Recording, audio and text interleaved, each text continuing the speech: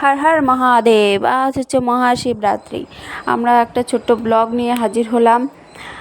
দেখো, আগে মন্দিরটা দেখে নাও, কত সুন্দর ডিজাইন করা, আর এত কালারিং উপর দিয়ে, ছাদের উপর দিয়ে এত সুন্দর করে ঠাকুরদের এঁকে রেখেছে, দেখেই মন মুগ্ধ হয়ে গেল। তারপরে এই যে চলে আসলো আমার মেয়ে, নন্দী মহারাজকে একটুখানি পুজো দিচ্ছে ওনার মনের মতো করে।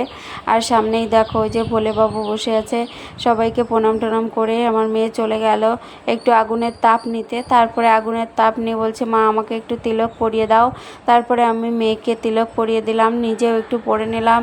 তারপরে বললাম, চলো মা, সব জায়গায় একটু ঘুরে দেখি, ঠাকুরদের একটু প্রণাম করে আসি। বললো ঠিক আছে মা।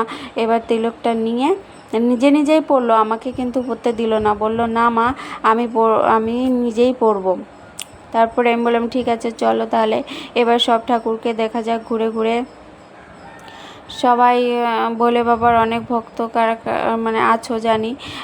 সবাই একটুখানি কমেন্টে ওং নমঃ শিবায় বলে যেও। দেখো আমার মেয়ে কি সুন্দর করে সব ঠাকুরকে ঘুরে ঘুরে প্রণাম করছে। তারপর আমি বললাম, ওই যে ওখানে আরেকটা ঠাকুর আছে মা, চলো প্রণাম করবে।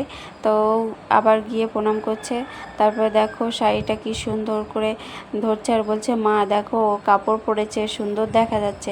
আর দেখো ওই যে ভোলে বাবা আর মা পার্বতী কীরকমভাবে মূর্তি বানিয়েছে ওখানে, অনেক সুন্দর মূর্তি, না ওটা পেন্টিং করেছে। আর তারপরে বাড়ি আসার পথে এগুলো মেয়ের জন্য কিনে নিয়ে আসলাম। মেয়ে এগুলো না নিয়ে আসবেই না। এই মাথার ক্লিপটা নিয়েছি সব।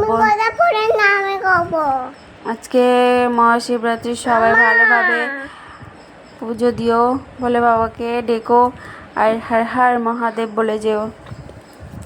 ঠিক আছে, সবাই ভালো থেকো, ভালোভাবে পুজো দাও।